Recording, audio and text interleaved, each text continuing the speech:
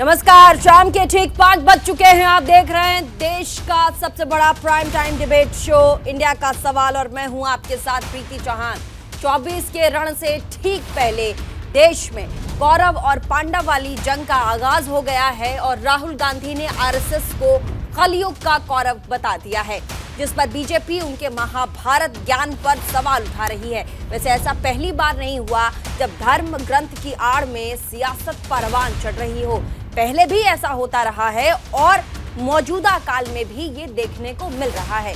राहुल गांधी का कौरव वाला जो ब्रह्मास्त्र है वो कितना कारगर साबित होगा ये तो आने वाला साल ही बताएगा, लेकिन अब इतना तय दिखाई पड़ता है कि राहुल के बयान से सुलगी सियासत आग फिलहाल पकड़ रही है।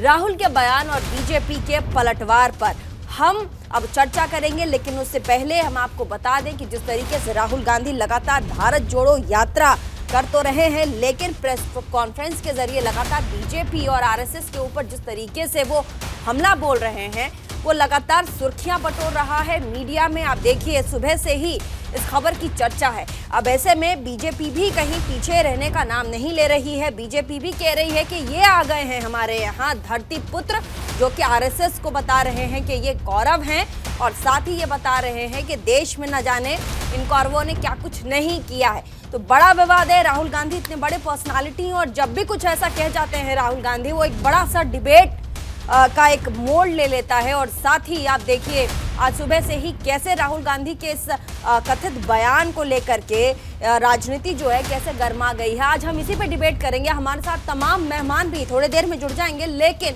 एक छोटा सा क्लिप और साथ ही एक रिपोर्ट जो कि आपको देखकर समझ में आ जाएगा कि राहुल गांधी ने भारत जोड़ो यात्रा के दौरान जो कहा है, क्या कुछ कहा और कैसे उन्होंने आरएसएस को टारगेट किया है, क्या कुछ कहा है, एक बार जरा जल्दी से आपको दिखा देंगे। उसके बाद डिबेट में फौरन आगे बढ़ेंगे।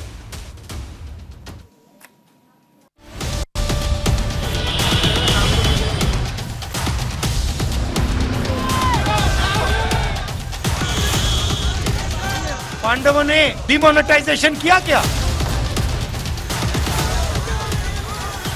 21वीं सदी के कौरव हाफ पैंट खाकी हाफ पैंट पहनते हैं, हाथ में लाठी लिए होते हैं और शाखा लगाते हैं। कांग्रेस को मजबूत करने के उद्देश्य से राहुल गांधी इन दिनों भारत जोड़ो यात्रा लेकर निकले हैं। राहुल की ये यात्रा कई राज्यों और शहरों से होकर गुजर चुकी है और 10 जनवरी को पंजाब में एंट्री कर चुकी है। यात्रा को लेकर कुछ न कुछ रोज होता रहता है। कभी कपड़े पर सवाल होते हैं, कभी कोरोना पर, तो कभी बयान मुद्दा बनता है और एक बार फिर राहुल के बयान से सियासी घमासान मच गया है। भारत जोड़ो यात्रा हरियाणा से गुजरी तो राहुल गांधी ने कुरुक्षेत्र में एक प्रेस कॉन्फ्रेंस की, जिसमें उन्होंने आरएसएस और बीजेपी पर हमला बोला। उन्होंने बिना नाम लिए संघ की तुलना कौरवों से कर दी। उन्होंने कहा कि 21वीं सदी में भी कौरव हैं जो खाकी हाफ पैंट पहनते हैं और शाखा लिए होते हैं। कौरव कौन थे भैया? कौरव के हाथ में, कौरवों के हाथ में 21वीं सदी के कौरव बता देता हूं। 21वीं सदी के कौरव हाफ पैंट खाकी हाफ पैंट पहनते हैं, हाथ में लाठी लिए होते हैं और शाखा लगाते हैं। उनके साइड में, उनकी तरफ हिंदुस्तान के 2-3 सबसे अमीर अरबपति कौरवों के साथ खड़े हैं। राहुल गांधी यही नहीं रुके। उन्होंने प्रधानमंत्री नरेंद्र मोदी पर भी निशाना साधा। उन्होंने कहा कि क्या पांडवों ने नोटबंदी की, गलत जीएसटी लागू किया? पांडवों ने डिमोनेटाइजेशन किया क्या? नोटबंदी की थी क्या? गलत जीएसटी लागू की थी क्या? कभी करते? कभी नहीं करते। क्यों नहीं करते? क्योंकि वो तपस्वी थे और वो जानते थे कि नोटबंदी, गलत जीएसटी, किसान बिल, इस धरती के जो तपस्वी हैं उनसे चोरी करने का तरीका है। बहुत ही दुखद है, जितनी निंदा की जाए कम है और इसको भारत के लोग कभी स्वीकार नहीं करेंगे और जितनी निंदा की जाए वो कम है। लगातार इस तरह के स्टेटमेंट राहुल गांधी दरअसल विवादों में रहना, उलझुल बयान देना उनकी एक दिनचर्या बन गई है, अखबार में आने के लिए सिर्फ करते हैं और कोई कारण नहीं है। राहुल के बयान से बीजेपी और संघ बौखलाई हुई है। पूजा पर उठाए सवाल और खुद को तपस्या का संगठन बताने पर महाभारत छिड़ी हुई है। राहुल गांधी बोले कहाँ हैं? कुरुक्षेत्र में, जहाँ महाभारत हुआ था। वहाँ लड़ाई अच्छाई और बुराई के बीच थी, सत्य और असत्य के बीच थी, धर्म और अधर्म के बीच थी। तो राहुल गांधी ने जो तुलना की है बिल्कुल ठीक की है। भारत जोड़ो यात्रा निकालने की जरूरत क्यों पड़ी? भारत तोड़ा जिन लोगों ने, तो उनका जिक्र तो आए बगैर पूरा नहीं होगी कुरुक्षेत्र की यात्रा। उन्होंने बिल्कुल ठीक कहा है, धर्म और जात के नाम पे किसी ने तोड़ा है तो निश्चित रूप से भारतीय जनता पार्टी और उससे जुड़े संगठनों ने तोड़ा, और प्रतीक स्वरूप उन्होंने कहा है। वो अपने ऊपर क्यों ले रहे हैं? 70 साल कांग्रेस ने देश के अंदर लड़ाने का काम किया, भाई भाई को जात के नाम पर, धर्म के नाम पर, पंथ के नाम पर। कृपया भगवानों में भेदभाव ना पैदा करो। अपनी डिज्नी वर्ल्ड की जो सोच है उस डिज्नी वर्ल्ड में ही रखिए। देश और धर्म को, संस्कृति को बदनाम करने की, लड़ाने की कोशिश मत करिए। ये कोई पहली बार नहीं है जब राहुल ने इस अंदाज में संघ या फिर पीएम मोदी पर निशाना साधा हो। भारत जोड़ो यात्रा के दौरान ही उन्होंने कई मौकों पर इसी तल्ख अंदाज में वार किए हैं, लेकिन हर बार उनके निशाने पर आरएसएस और बीजेपी रहती है। Bureau report, news India.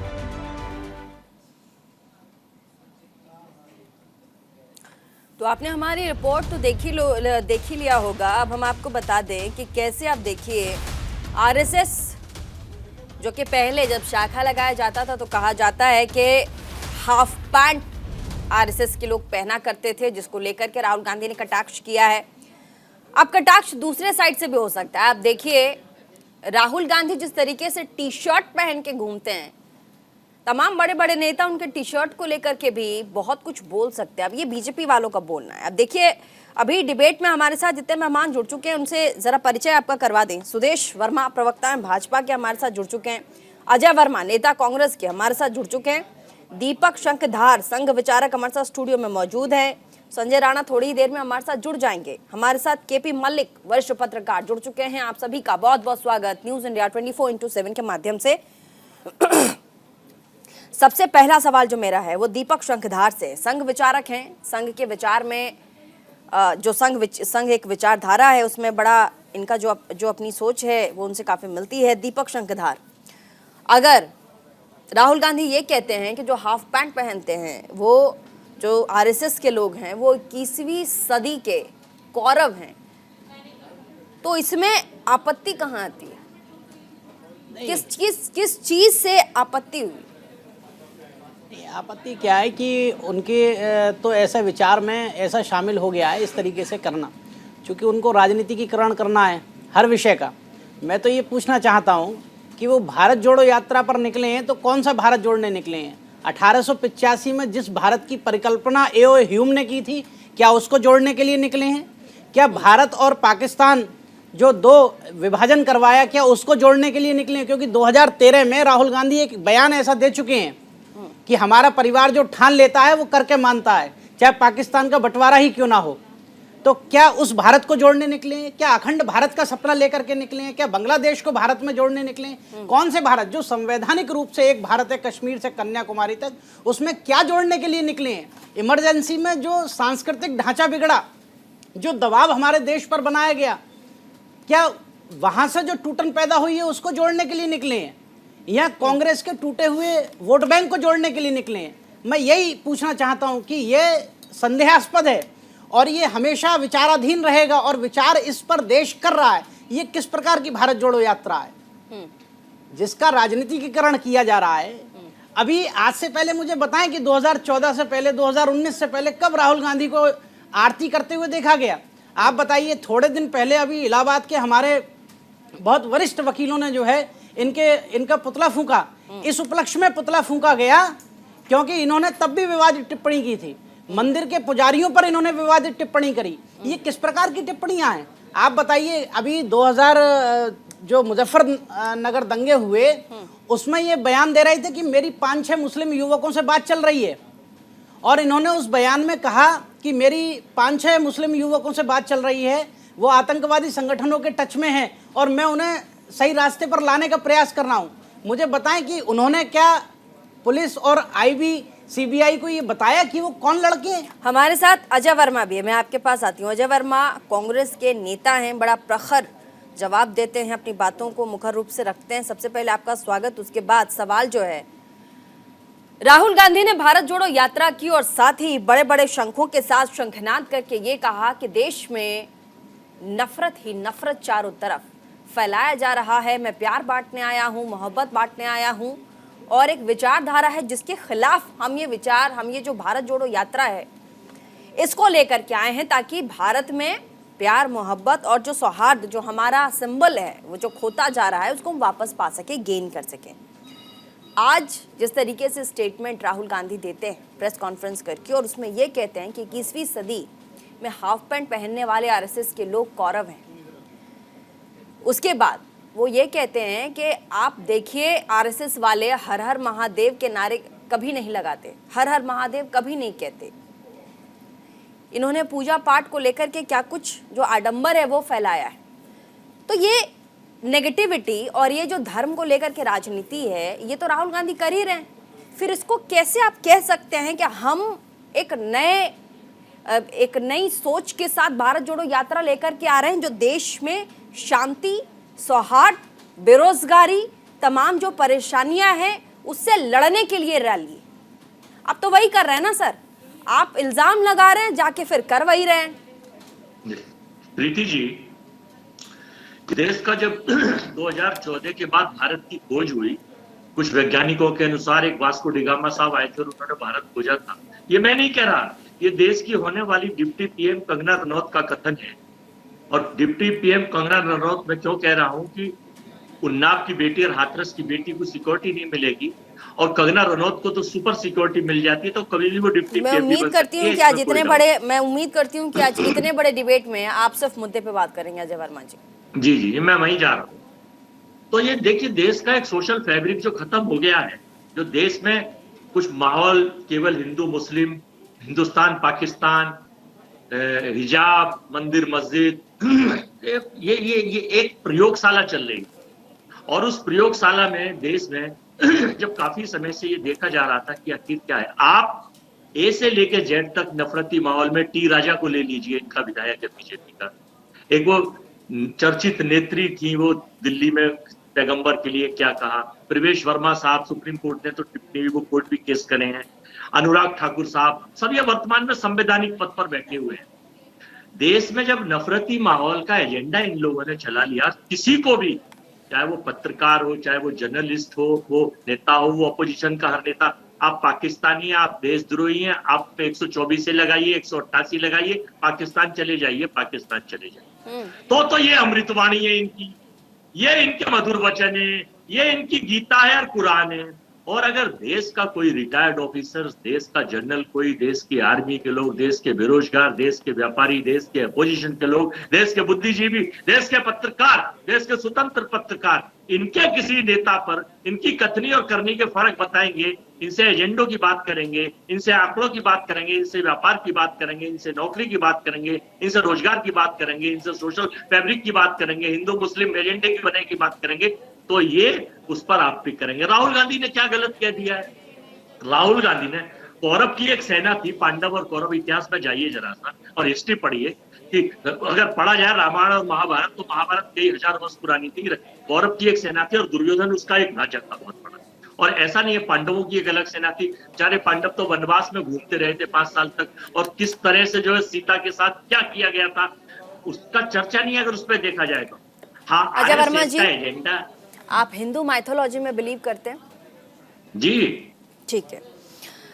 क्या आप ये बहुत आसानी से बता सकते हैं कि हमारे देश में कौरवों को पूजा जाता है या फिर पांडवों को? मुझे लगता है क्या बता पाएंगे? मैंने एकदम सीधा सीधा सवाल पूछा है, मैं सीधा ही जवाब दे रहा हूं कि हमारे देश में श्रद्धा से भगवान को पूजा जाता है। कौरवों को पूजा जाता है कि पांडवों नहीं, को पूजा महात्मा जाता है? गांधी नहीं, हमारे देश में महात्मा गांधी को पूजा जाता है, गॉडसे को नहीं। अरे वो तो इंसान है, हमारे यहाँ गॉडसे का झंडा भगवान की और बात कर गॉडसे रहे की हैं। तस्वीर और गॉडसे के पुजारी इंसानों को थोड़ा ना पूजा जाता है। अब बात घुमा ले जाना बात चाहते घुमा हैं? रहे इस देश बात को घुमा कहाँ ले जाना रहे चाहते? यही डिबेट का मुद्दा है, नहीं, यही डिबेट इस का देश मुद्दा को, है, यही डिबेट का इस मुद्दा देश को है। कहाँ ले अगर आप जाना शांति चाहते हैं? सौहार्द की बात करते हैं, अब अगर आप डंका पीटते हैं और अगर आप ये कहते हैं कि भारत जोड़ो यात्रा एक ऐसी यात्रा है जो देश को एक नई दिशा देगी, एक ऐसी यात्रा है भारत जोड़ो यात्रा जो एक देश को एक नई राह दिखाएगी, उसके बाद जब आप गुमराह करने की कोशिश करते हैं तो हम सवाल पूछते हैं और आप भी नहीं सर नहीं। जब मैंने आपसे सीधा सीधा पूछा कि आप हिंदू माइथोलॉजी में बिलीव करते हैं, आपने कहा करता हूं। मैंने कहा कौरवों को पूछते हैं या हम पांडवों को पूछते हैं? सर आपने बात घुमा दिया। नहीं, मैंने तो जवाब दिया कि हम भगवान को पूछते हैं, जिसको आप भगवान हम लोग कहते हैं। श्री राम को पूछते हैं, कृष्ण को पूछते हैं, शिव जी को पूछते हैं, और लेकिन हम गॉडसे को नहीं पूछते। इसमें मैंने क्या घुमाया है? आप मेरी सुदेश वर्मा, मैं आती हूँ आपके पास। सुदेश वर्मा जी नहीं सर, मैं आपको बोलने का मौका, मैं आपको कहती हूँ बड़ा अच्छा बोलते हैं आप, इसका मतलब आप जवाब नहीं देंगे ऐसा नहीं है ना सर। आप अच्छा बोलते हैं इसका मतलब जवाब नहीं देंगे ऐसा नहीं होता ना। जो गलत है वो गलत है सर, जो गलत है गलत है सर। बीजेपी के नेता अगर विस्फोटक बयान देते हैं और विवादित टिप्पणी करते हैं तो हम यहीं बैठ के, इसी मंच पे बैठ के, मैं इसी कुर्सी पर बैठ के बीजेपी के नेताओं से कड़े सवाल पूछती हूँ। हमने तो ना कोई विवादित बयान दिया है, ना हमने ना कोई टिप्पणी की है, हमने तो असलियत बताइए कि सुदेश वर्मा जी कह रहे हैं असलियत बताइए। राहुल गांधी कह रहे हैं कि हर हर महादेव, इन्हें कहने में, आरएसएस वालों को कहने में बड़ी प्रॉब्लम है। देश की तपस्या में ये देश की तपस्या पर आक्रमण करने का काम कर रहे हैं, देश की सोशल फैब्रिक खत्म कर, देश की प्रीति जी सबसे पहले तो देखिए कांग्रेस के प्रवक्ता आते हैं, कांग्रेस के प्रवक्ता आपके स्क्रीन पर आ रहे हैं और वो बोल रहे हैं कि जो राहुल गांधी जी ने जो बोला उसके ठीक विपरीत बोल रहे हैं। जब पहला लेग ऑफ यात्रा भारत जोड़ो का इनका खत्म हुआ था तो राहुल गांधी जी ने स्टेटमेंट दिया था कि सब कुछ सही है देश में, कोई दिक्कत नहीं है। तो मीडिया वाले हैं जो एमएनएस से फैला रहे हैं, पूरा टोटल कॉम्युनल हार्मनी है, मैं बहुत खुश हूँ।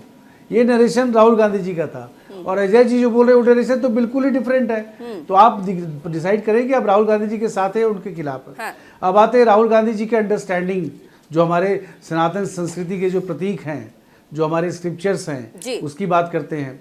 देखिए निश्चित ही प्रीति जी ने जो पूछा, पांडव रिप्रेजेंट करते हैं धर्म को। आपको याद है कि मैं सुई की नोक के बराबर गाँव भी नहीं दूंगा, आपको ज़मीन नहीं दूंगा, ये बोला गया था। तो धर्म के लिए लड़ाई हुई, धर्म की स्थापना के लिए लड़ाई हुई। और एक पार्टी, एक आइडियोलॉजी जिसको इतना बड़ा मैंडेट देश में मिला हुआ है, उसको अगर आप कौरव के साथ कंपेयर करते हैं तो कहीं ना कहीं ये ज़रूर है कि आप यहाँ की संस्कृति को नहीं समझते हैं, आपने नहीं पढ़ाई ठीक से किया है। अगर आपको क्रिश्चियन माइथोलॉजी में विश्वास है, इस्लाम में विश्वास है, तो उन्हीं के चिन्हों को लेकर आप कंपैरिजन बताइए ना, लोग समझ जाएंगे। यहाँ सभी धर्म के लोग हैं, लोग समझ जाएंगे आप बोलना क्या चाहते हैं। आप बताइए, आपने बोल दिया कि सभी धर्म के लोग थे पांडवों के साथ, उस समय तो एक ही धर्म था, सनातन धर्म, न इस्लाम था न क्रिश्चियनिटी। क्रिश्चियनिटी 2000 साल पुराना, इस्लाम करीब 1300 से 1500 साल पुराना, ये तो अभी के धर्म है। तो एक ही धर्म था, सनातन धर्म, और धर्म की स्टैब्लिशमेंट के लिए, माने धर्म और अधर्म के लिए झगड़ा होता था। ये कौन से जीएसटी, कौन से नोटबंदी की बात कर रहे हैं, किस तरह का कंपैरिजन दे रहे हैं बताइए। जी बिल्कुल सुदेश वर्मा जी, आपकी बात से एकदम बचकाना बात है। मतलब कोई अपने आप को नॉन सीरियस तरीके से आप ले रहे हैं, नॉन सीरियस तरीके से ले रहे हैं। हमारे साथ वरिष्ठ पत्रकार केपी मलिक हैं, और जितने पत्रकार हैं तमाम पत्रकारों में काफी नाम कमाया है केपी मलिक जी ने। एक डेकेड एक सवाल, बस एक सवाल केपी मलिक साहब से, मैं आती हूँ ना सर डिबेट में, तुरंत आप कूद जाइएगा सर, मैं जानती हूँ आप डिबेट में कूदने के, मैं भी 10 सेकंड लूंगा ना, फिर आप एकदम 10 सेकंड के लिए मैं आप दोनों को कूदने के लिए छोड़ दूंगी मैदान में सर, मैदान खाली छोड़ दूंगी, आप दोनों कूद जाइएगा। बस 1 सेकंड एक सवाल ले लेते हैं। नहीं लेकिन अजय जी धर्म की बात होगी तो मुझे भी जरूरत पड़ेगा ना। ठीक है केपी मलिक बहुत बहुत स्वागत है आपका हमारे साथ जुड़ने के लिए। साथ ही केपी मलिक, सीधा स्पष्ट सवाल, भारत जोड़ो यात्रा एक थिंक टैंक की तरह, जिस तरह से उसे लॉन्च किया गया, कहा गया कि 2024 को देखते हुए ये एक नई रीलॉन्चिंग है जो कि कांग्रेस को बूस्ट करेगी। जो कि कांग्रेस को आगे लेके जाएगी। राहुल गांधी, तमाम बड़े दिग्गज नेता, खुद राहुल गांधी आए, उन्होंने कहा कि जो विचारधारा, जो माइंडसेट जो हमारे देश में इस वक्त चल रहा है, उसके खिलाफ हम ये यात्रा निकाल रहे हैं और ये बहुत ज़रूरी है कि जो नफरत हमारे देश में फैल गया उसके खिलाफ मैं प्यार बांटने आया हूँ। आपको लगता है कि कथनी और करनी में बड़ा ही अंतर है? आप एक तरफ ये कहते हैं कि मैं नफरती बोल खत्म करने और प्यार बांटने आया हूं, दूसरी तरफ आप ये कहते हैं आरएसएस के लोग 21वीं सदी के हाफ पैंट पहनने वाले कौरव हैं और भारत की संस्कृति पर वो आक्रमण कर रहे हैं। साथ ही उन्होंने जिस तरीके से बयानबाजी की है, कौरवों से तुलना की है, ये अपने आप में निंदनीय है। कभी मल्लिकार्जुन खड़गे कह देते हैं प्रधानमंत्री रावण है, कभी कह देते हैं आरएसएस वाले हाफ पैंट पहनते 21वीं सदी के ये लोग कौरव हैं। ये सर कथनी और करनी में वो कर देता है ना डाइवर्जन, कि आप कहते कुछ और है, आपके मन में कुछ और है। केपी मलिक, देखिए प्रीति जी, अगर आप देखें आजकल सियासी दल के जो तमाम नेता हैं, वो चाहे किसी भी सियासी दल के नेता हों, उनके लिए किसी पे भी टिप्पणी करना या कोई भी बयान दे देना बहुत ज्यादा मायने उनको नहीं रखता। उनको लगता है कि कुछ भी कह देने से, देखिए इसके मायने समझने होंगे कि राहुल गांधी ने क्यों बयान दिया। हम और आप मजबूर हो गए यहाँ पे डिबेट करने के लिए। अगर शायद वो नहीं कहते, शायद डिबेट नहीं होती। तो वो भी समझ गए हैं कि आजकल स्ट्रेटजी क्या चल रही है, वो उसी स्ट्रेटजी पे चल रहे हैं। नहीं तो फिर कथनी और करनी वाली बात तो सही हुई ना सर। मेरी कथनी और करनी वाली बात तो सही हुई ना, कि आप कह कुछ और रहे हैं, कर कुछ और रहे हैं। आपकी बात बिल्कुल सही है। ये जुमलेबाजी बहुत दिनों से राजनीति में चल रही है। सियासतदान जो है तमाम जुमलेबाजी कर रहे हैं, राहुल गांधी भी उसी रास्ते पे चल रहे हैं। एक बात हमें ये माननी होगी कि राहुल गांधी की जो भारत जोड़ो यात्रा चल रही है, कहीं ना कहीं उसने मीडिया को, हमें, आपको, भाजपा को मजबूर किया है कि वो उसकी तरफ आकर्षित हों और उसको सीरियस लें। तो भारतीय जनता पार्टी भी सीरियस ले रही है और मीडिया भी सीरियस ले रहा है, इसीलिए यहाँ पे हम लोग भी डिबेट कर रहे हैं, बाकी चैनलों पे भी डिबेट हो रही है। लेकिन हमें ये देखना होगा कि क्या देश की चिंता कर रहे हैं ये लोग। आज महंगाई, किसान का मुद्दा, बेरोजगारी का मुद्दा, उस पर कहीं राहुल गांधी इतना नहीं बोल रहे जितना तमाम मुद्दों पे बोल रहे हैं। अगर राहुल गांधी सिर्फ बेरोजगारी पे बात करें, सिर्फ महंगाई पे बात करें, वो इस पे नहीं कर रहे हैं। वो भी बीच बीच में इस तरह की जुमलेबाजी और इस तरह की चीजें कर देते हैं ताकि मीडिया उस मुद्दे को उठाए और उस पर राजनीति हो जाए। अजय वर्मा जी, अब आप सहमत होंगे ना। अजय वर्मा, देखिए केपी मलिक हैं, ये कह रहे हैं कि जिन तमाम मुद्दों को भुना करके इस बड़ी रैली को लॉन्च किया गया, उन मुद्दों की तो बात ही नहीं हो रही है। नहीं, देखिए प्रीति जी, हम उन तमाम मुद्दों को वेरी फर्स्ट डे से, जब पहली दिन, अब करीब 4 महीने के आसपास हो गई यात्रा को चले हुए, 3200-3300 किलोमीटर राहुल जी, और देश के करोड़ों लोग हिंदुस्तान के हर स्टेट में जुड़े, चल दिए। कोई इनका मित्र मीडिया उसको चैनलों पे दिखाए नहीं दिखाए, लेकिन जो लाइव और प्लेटफॉर्म है उस पर सब दिख रहे हैं। मैं केवल जो पत्रकार आपसे सवाल पूछे वो मित्र मीडिया, क्या बात करते हैं आप? मेरी बात ही नहीं समझ रहे। मैं उस चैनल को दिखाने की कर रहा हूँ, आपको कोई कह रहा हूँ प्रीति जी। आप तो बड़ी तेज तर्रार योग्य जो है एंकर है। मैं चैनल की बात नहीं कर रहा, मैं तो मित्र मीडिया की बात कर रहा हूँ। देखिए अभी मैं सुदेश जी पढ़े लिखे ज्ञानी पुरुष हैं, लेखनी के भी मास्टर हैं। अभी वो एक बात कह रहे थे, क्या देश में सरकार किसकी है? मुझे बताएंगे वो बीजेपी की है या आरएसएस की? बीजेपी, हमने आरएसएस की बात, वो कह रहे हैं कि साहब एक उसको कह रहे हैं जिसकी सरकार है। क्या कह रहे हैं भाई देश में? इसका मतलब फिर बीजेपी की सरकार, ये घोषणा तो करे कि हाँ बीजेपी की सरकार है, आरएसएस की सरकार है। अभी ये तो यही तय नहीं कर रहे हैं पहले कि ये बीजेपी के आरएसएस। ठीक है, संजय राणा हमारे साथ, राजनीतिक विश्लेषक। थोड़ी देर दूसरा मैं ये बताता हूँ आपको, केपी मलिक साहब वरिष्ठ पत्रकार हैं, अच्छी बात है। हमने वेरी फर्स्ट डे से महंगाई का इंडेक्स है, सही कह रहे हैं केपी मलिक, हमने वेरी फर्स्ट डे से रोजगार की, हमने वेरी फर्स्ट डे से वर्ल्ड हैप्पीनेस इंडेक्स की, हमने वेरी फर्स्ट डे से वर्ल्ड हंगर इंडेक्स की, जो 85 करोड़ लोगों को 5 किलो अनाज पे इस भारत में भुखमरी के कगार पे बढ़ा दिया है। कुपोषण बढ़ता जा रहा है। देश का हेल्थ इंडेक्स देख लीजिए कहाँ पहुंच गया है, हम कहाँ थे कहाँ आ गए हैं। हमने उन सारे मुद्दों पे उठाई है। लेकिन ये जो प्रोपोगेंडिस्ट है, एक देखिए बीजेपी में 2014 से देश में तमाम पार्टियां प्रोपोगेंडा कर रही, तुष्टीकरण कर रही है, बस कांग्रेस ही नहीं कर रही है। 2014 कांग्रेस ही नहीं कर रही है। संजय राणा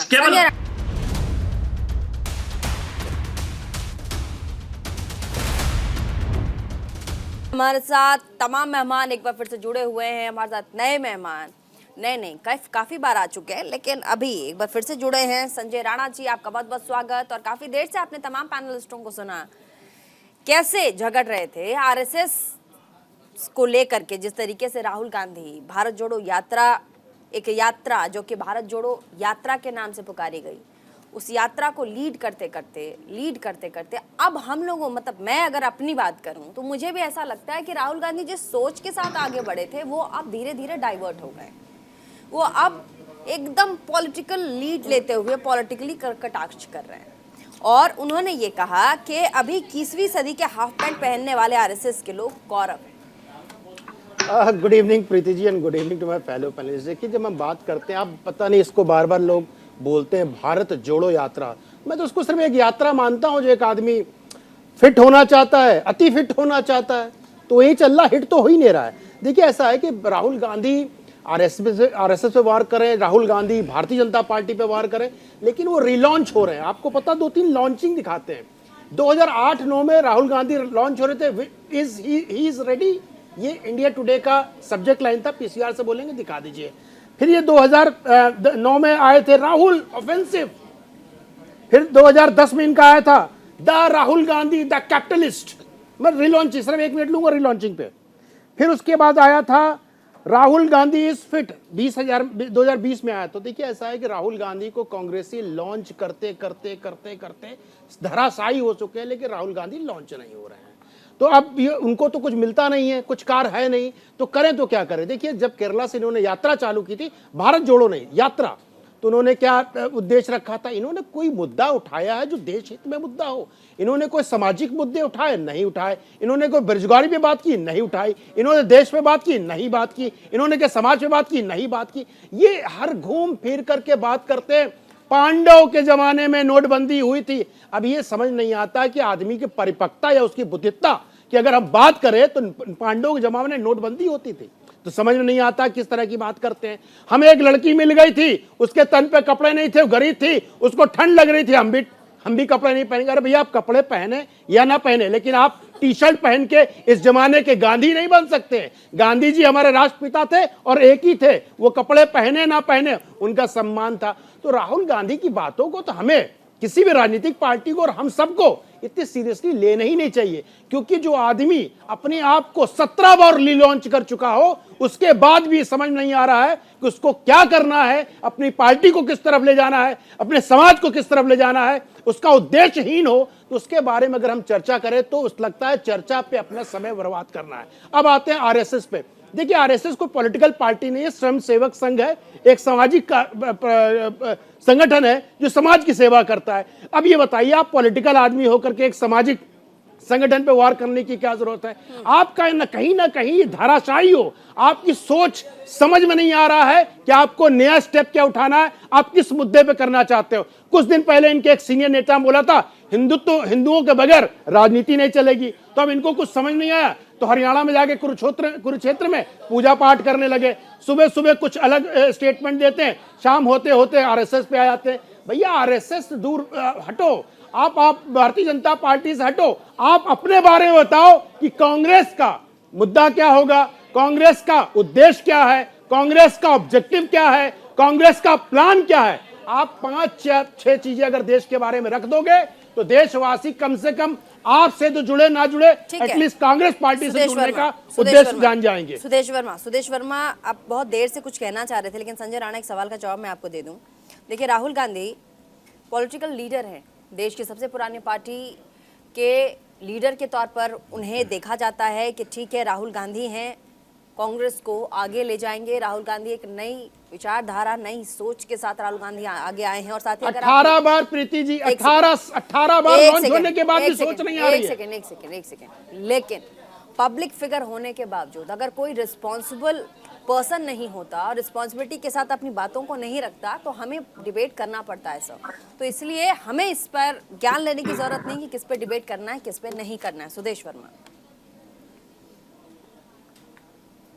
देखिए, बिल्कुल सही कहा आपने, क्योंकि राहुल गांधी जी कुछ बोलेंगे तो निश्चित ही अगर हम पर अटैक करेंगे, और हम रूलिंग पार्टी हैं, भारत की इतना बड़ा जन समर्थन मिला है इस पार्टी को, हमारी आइडियोलॉजी पर अटैक करेंगे तो हम उसका जवाब देंगे, क्योंकि हम राजनीतिक फील्ड में हैं, वो जवाब बनता है। लेकिन अफसोस की बात प्रीति जी ये है कि इतने बड़े लंबे यात्रा के बाद भी राहुल गांधी में जो मैच्योरिटी के एक्सपेक्टेशंस थे पॉलिटिकल सर्किल में, वो नहीं इमर्ज कर रहे हैं, वो रिफ्यूज़ कर रहे हैं मैच्योर्ड होने के लिए। आप कैसे कैसे सिमेंटिक्स को ला रहे हैं, किस किस तरह का कंपैरिजन कर रहे हैं। आपकी पूरी यात्रा में अगर एक तार से जोड़ा जाए तो सिर्फ आप मोदी जी को, बीजेपी को, आरएसएस को गाली दे रहे हैं हर जगह जगह जाके, और कोई आइडियोलॉजी नहीं यात्रा की। और ये ऐसा कौन करता है इस देश में? आजकल फैशनेबल हो गया है कि आप आरएसएस को गाली दीजिए, मोदी जी को गाली दीजिए, तो एक तबका जो है वो आपके साथ आ जाएगा। कांग्रेस उस वोट बैंक की तलाश में है और उसी ओर कांग्रेस प्रयास कर रही है। लेकिन हम एक्सपेक्ट करते हैं कि राहुल गांधी थोड़ा मैच्योर्ड हो, जिससे देश को फ़ायदा हो, उनके क्रिटिसिज्म को सीरियसली लिया जाए। इस तरह की बचकाना बातें करेंगे तो निश्चित ही वो और ज़्यादा एक्सपोज होंगे। तो जो कांग्रेस के प्रवक्ता हैं राहुल गांधी जी को समझाएं थोड़ा सा, इस तरह का बयान नहीं देना चाहिए, क्योंकि आप लोगों का इंसल्ट कर रहे हैं। आप बीजेपी सत्तारूढ़ पार्टी को गौरव के साथ कंपेयर करके, उसकी आइडियोलॉजी को गौरव के साथ कंपेयर करके आप उस बारे जन समर्थन का इंसल्ट कर रहे हैं। कुछ और कुछ हमारे, ठीक बोला इन्होंने केपी मलिक साहब ने, आप हमारे पॉलिसीज पर क्रिटिसाइज करिए ना, बात करिए, उस पर डिबेट करिए, हम तैयार हैं। आप डिबेट कर नहीं सकते, डिबेट आपसे होता नहीं है, क्योंकि हम वर्ल्ड का फिगर लाएंगे तो आप बोलिएगा नहीं भारत में ऐसा क्यों है। तो आप सिर्फ इसको, भारत को डिवाइड करने का प्रयास कर रहे हैं, ठीक है, और किसी तरह लाइमलाइट में रहने का बोलिए प्रयास कर रहे हैं। बोलिए बोलिए बोलिए।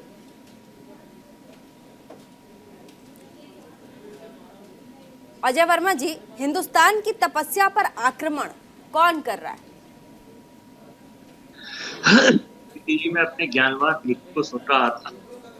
देखिए, राहुल गांधी ने ना सरकार को गाली दे रहे, ना आरएसएस को गाली दे रहे। तपस्या पर आक्रमण कौन कर रहा है? नहीं, मैं बता रहा हूँ कि ना हम गाली किसी को नहीं दे रहे। और अगर वर्तमान हालात को इस तरह से बताया जा रहा है कि भाई आरएसएस, मैंने अभी इनसे पूछा तो इन्होंने जवाब नहीं दिया कि सरकार देश में आरएसएस की है, बीजेपी की है। ठीक है, नहीं इन्होंने बताया कि भाई किसकी आपको सरकार पता है कि ये देखिए, ये बच्चा वाला प्रश्न आप मत करिए, आपको नहीं पता, ये बताइए।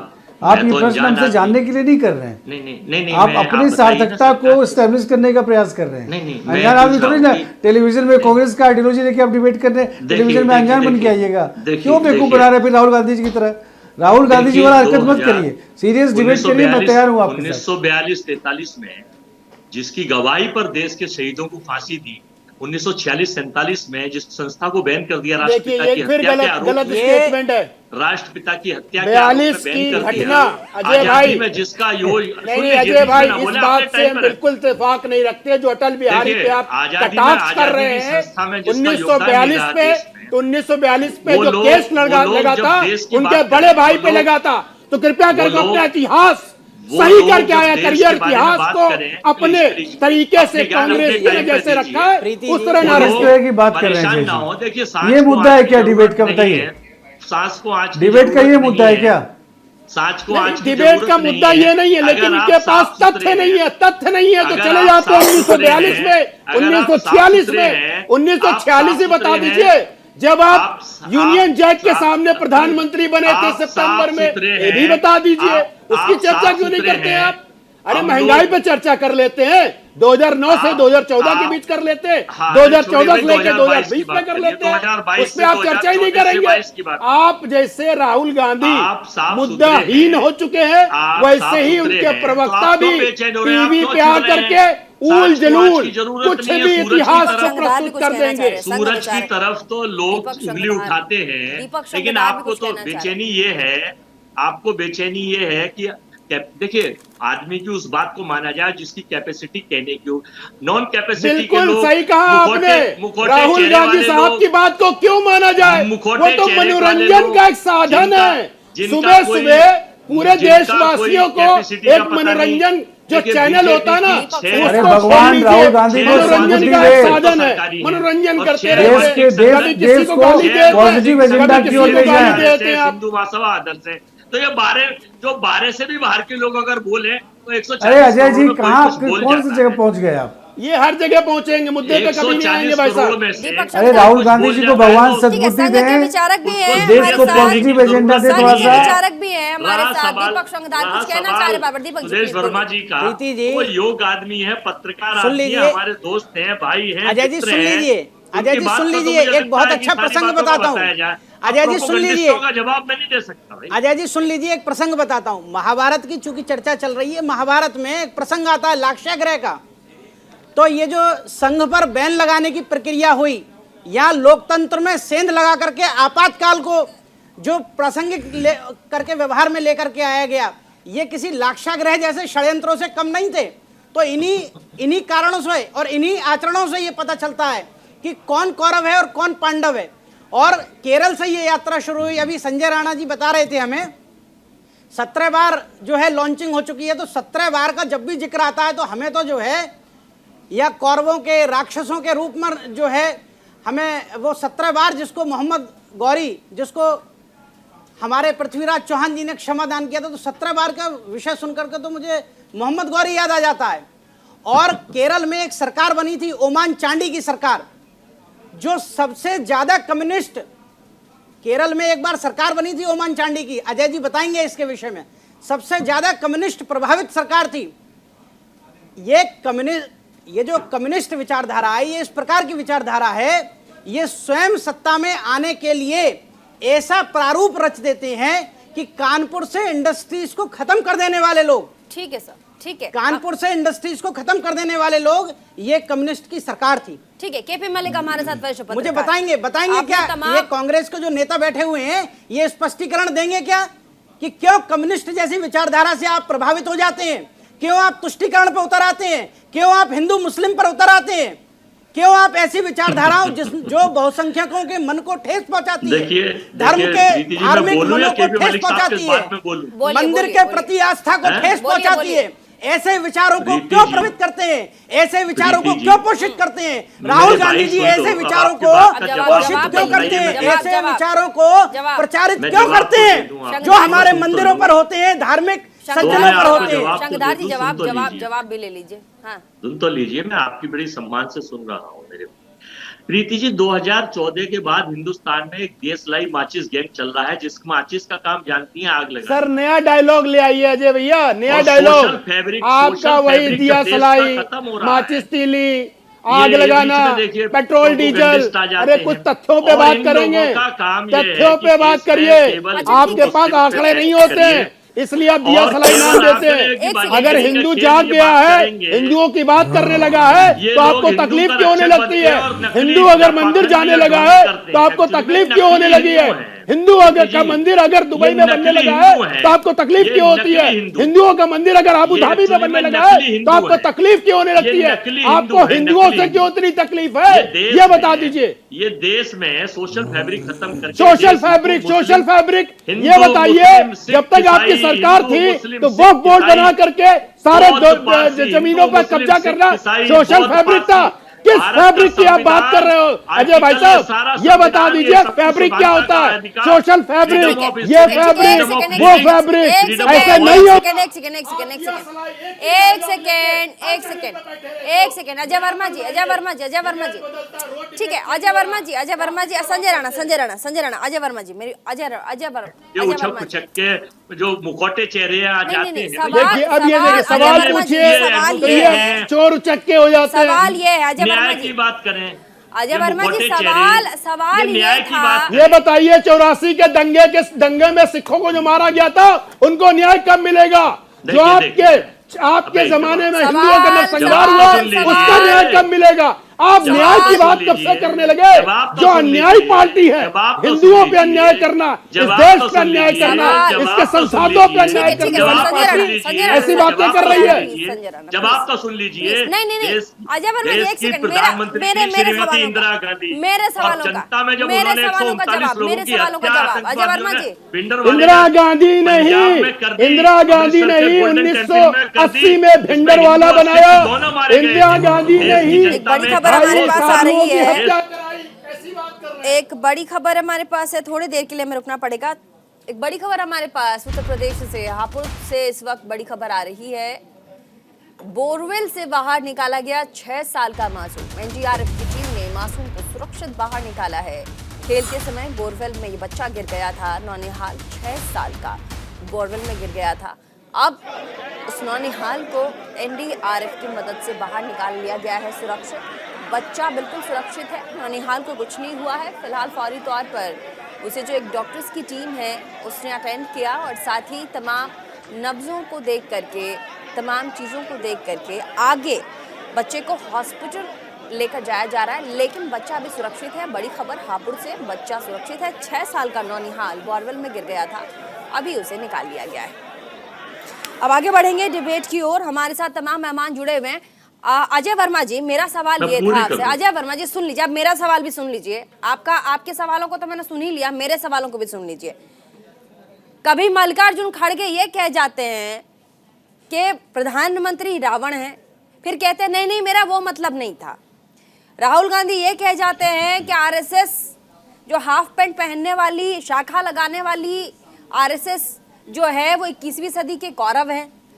फिर कहीं कुछ और ही लोग कह जाते हैं। मतलब ये क्या चल रहा है? केपी मलिक, मैं आपसे जानना चाहूंगी, आप एक नैरेटिव लेकर चलते हैं, बाद में आप उस नैरेटिव को भूल जाते हैं, आप अपनी दूसरी ट्रैक पे आ जाते हैं, आप जिसमें लांछन लगाते हैं आप उसी ट्रैक पे आगे बढ़ जाते हैं।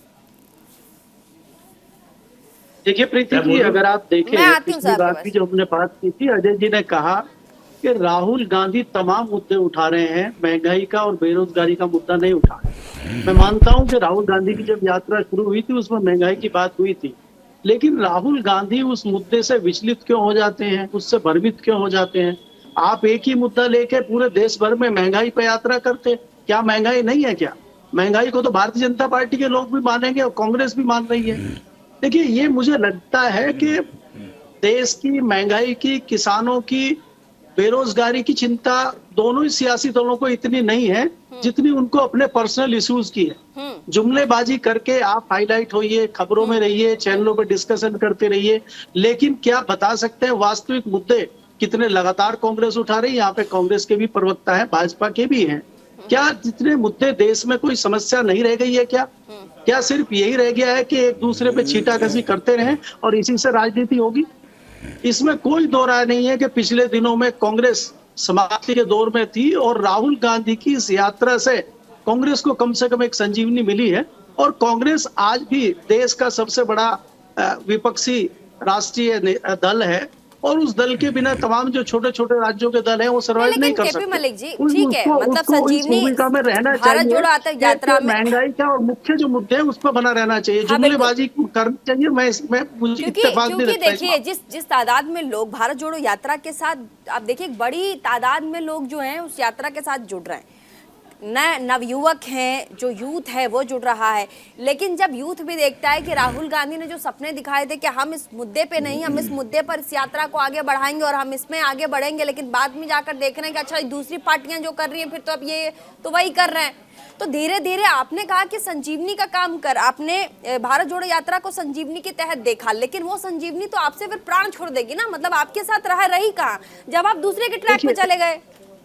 देखिए प्रीति, क्या है कि राहुल गांधी की जो यात्रा है उसमें तमाम वो लोग आ रहे हैं जो भारतीय जनता पार्टी से कहीं न कहीं विरोध में खड़े हुए हैं। उसके तमाम आपको उदाहरण मिल रहे हैं, जैसे राकेश टिकैत मिले, उनके दूसरे लोग मिले, तो भारतीय जनता पार्टी का लगातार विरोध कर रहे हैं, तो उनको एक मौका मिल गया राहुल गांधी के साथ विरोध की आवाज उठाने का। लेकिन क्या इससे कहीं लोगों का, जनमानस का, जनसाधारण का हित हो रहा है क्या? क्या इसके लिए ये चिंता कर रहे हैं क्या ये लोग सिर्फ राजनीति साधने के लिए इसके राहुल गांधी के कंधों का या कांग्रेस के कंधों का सहारा तमाम विपक्षी दल ले रहे हैं? एक आवाज तमाम विपक्षी दल उठाए और भारतीय जनता पार्टी को घेरने के लिए तमाम मुद्दे हैं, उनके लिए भारतीय जनता पार्टी को आप ये बेतुकी बातें इस तरह की करके भारतीय जनता पार्टी को घेरना मुझे लगता है कहीं ना कहीं उचित नहीं है। अजय वर्मा जी, अब बताइए, अब जवाब दीजिए आप। देखिए प्रीति जी, मैंने आपसे कहा कि जिस वक्त यात्रा शुरू हुई थी, कन्याकुमारी से शुरू हुई थी, फिर केरला, कर्नाटका, फिर महाराष्ट्र, फिर मध्य प्रदेश, फिर राजस्थान, फिर हरियाणा, फिर दिल्ली, फिर उत्तर प्रदेश, अब पंजाब और फिर कश्मीर पे जाके खत्म जनवरी।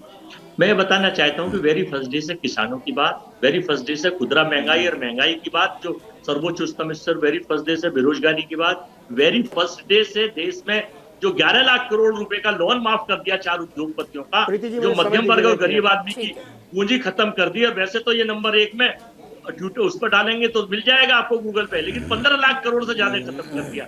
जो 10,000 करोड़ रुपए RTI में खर्च कर दिए सरकार ने अपने वो केवल इवेंट मैनेजमेंट में और अपना फेस चमकाने के लिए जो देश के बेरोजगारों का पैसा छीन लिया, जो टैक्स का पैसा केवल फोटो चमकाने में लगा दिया, जो इस वक्त पेट्रोल और डीजल अगर हम देखा जाए तो क्रूड ऑयल कहां पहुंच गया था मनमोहन सिंह जी की सरकार में, हमारी सरकार में, कांग्रेस की सरकार में होता तो इस वक्त पेट्रोल 50 रुपए और 40 रुपए।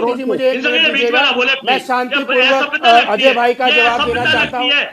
आपने खुदरा महंगाई की बात की तो सुन लो, आंकड़े सुन लो, खतराई मत किया करो, मेरे सामने तो कतई ना किया करो आप। 2007 में आंकड़ा देता हूँ, खुदरा महंगाई सर कांग्रेस की 6.37 थी, भारतीय जनता पार्टी की 17-18 में 3.6। आप 2009 पे आ जाते, खुदरा महंगाई 10.88 थी, 19-20 में 4.8 थी। भाई साहब कौन सा डेटा पढ़ के आते हो, क्या खा के आते हो टीवी डिबेट में, कुछ भी बोलने लगते हो। ये बताओ, बेरोजगारी की बात करते हैं, बहुत अच्छी बात है। ये बताइए राजस्थान में बेरोजगारी की दर बढ़ते क्यों जा रही है, आप उपाय क्यों नहीं कर रहे हो? छत्तीसगढ़ में बढ़ती क्यों जा रही है, उस पर उपाय क्यों नहीं कर रहे हो? नंबर 2, आपकी हिमाचल में सरकार बनी, अजय जी नई पेंशन जो थी वो पेंशन लागू की नहीं की आपने किसानों का ऋण राजस्थान में किया नहीं किया।